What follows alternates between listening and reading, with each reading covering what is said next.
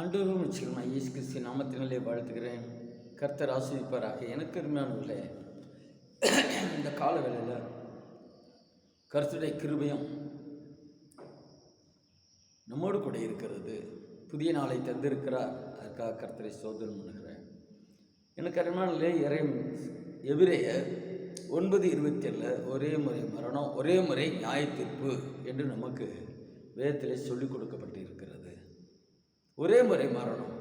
எந்த மனிதனும் நான் 1000 ஆண்டு வாழ்வேன் அல்லது குறிப்பிட்ட காலங்கள் வாழ்வேன் என்று சொல்ல முடியாது. ஸோ மனிதனாய் பிறந்த ஒவ்வொருவரும் ஒரு நாளிலே மரிக்க வேண்டும். அநேகர் மரித்து போனார்கள், மறந்து போகப்பட்டார்கள்.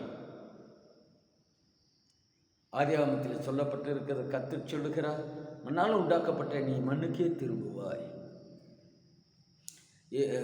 ஏசியாவில் சொல்லப்படுகிறது, மாண்ட ராட்சதர்கள் மீண்டும் திரும்பார்கள். பிரசங்கி 9:4-5 வேதம் சொல்லுகிறது, செத்த சிங்கத்தை பார்க்கல் உயிருள்ள நாயே மேல் வாசி என்று. மரித்தவர்கள் தான் இனி ஞான பலனை அடைய முடியாது என்றும் அவர்கள் பேர் முதலாய் பூமியிலே மறக்கப்பட்டு போகும் என்று சொல்லப்படுகிறது. எனவே மறக்கப்பட்டு போகிற இந்த வாழ்க்கைக்காக பிரயாசப்படாதபடி நித்திய பேரின்ப வீட்டிற்காக நாம் பிரயாசப்பட வேண்டும். நம்முடைய மரணம் கர்த்தருக்குள் பிரியமாக இருக்கணும். இது முதல் கர்த்தருக்குள் மரிக்கிறவர்கள் பாக்கியவான்கள் வேதம் சொல்லுகிறது.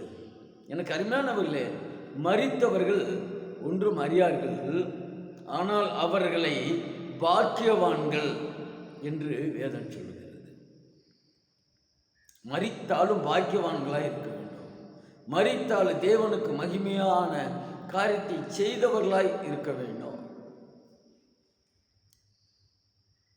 ஆபேல் மரித்தும் பேசினார். எனக்கு அருமையானவர்களே, கர்த்தருடைய நாம் மகிமைக்காக, அதனால இந்த ஒரே முறை ஒரே ஒரு வாழ்க்கை தான். இந்த வாழ்க்கை கர்த்தருக்கு பிரியமாய், கர்த்தர் விரும்புகிறபடியாக, கர்த்தர் நாம மகிமைக்காக வாழ வேண்டும்.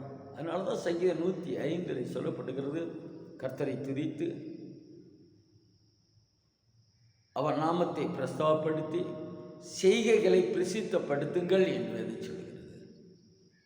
நம்ம கொடுக்கப்பட்ட வாழ்நாட்களிலே கர்த்தருக்கு பிரியமான காரியத்தை செய்து அவர் எவ்வாறு நம்மை நேசித்தாரோ, அன்பு செலுத்தினாரோ, அதை போல் பிறருக்கு அன்பை காண்பித்து, தேவ அன்பை காண்பித்து வாழ வேண்டும் என்று கர்த்தர். அதை செய்வோமானால் நிச்சயமாக கர்த்தர் நம்மோடு கூட இருப்பார். நித்திய பேரின்பு வீட்டிற்கு நாம் கடந்து போக முடியும். அநேகரும் நாம் ஒருவேளை மரிப்போமானால் இது முதல் கர்த்தருக்குள் மரித்த இவர் பாக்கியவான் என்று சாட்சியாய் சொல்லணும். அப்படிப்பட்ட வாழ்க்கைக்கு அர்ப்பணிப்போம். கர்த்தரை சார்ந்து கொள்வோம். கற்பனைகளை கடைபிடிப்போம். தேவ அன்பை வெளிப்படுத்துவோம். அநேகரை சமாதானத்துக்குள்ளாக நடத்துவோம். அநேகரை ஆசீர்வாதத்துக்குள்ளாக நடத்துவோம். அநேகரின் கண்ணீரை துடைப்போம். அநேகருக்காக ஸ்தோத்திரம் கண்ணீரோடு செபிப்போம். அப்பொழுது கர்த்தர் நாம மகிமைப்படும். அநேகர் கர்த்தரிடம் ஓடி வருவார்கள். ஏசாயாவில் சொல்லப்படுகிறது, சீயோனை நோக்கி ஓடி வருவார்கள், சபையை நோக்கி ஓடி வருவார்கள். கர்த்தர் வருகையிலே எடுத்துக்கொள்ளப்பட முடியும். எனவே நம்முடைய வாழ்க்கையில் சாட்சியின் ஜீவிதம் இருக்கட்டும். கர்த்தர் ஆசீர்வதிப்பாராக. எங்களுக்காக செபித்துக் கொள்ளுங்கள். கர்த்தர் பெரிய காரியங்களை செய்வார்.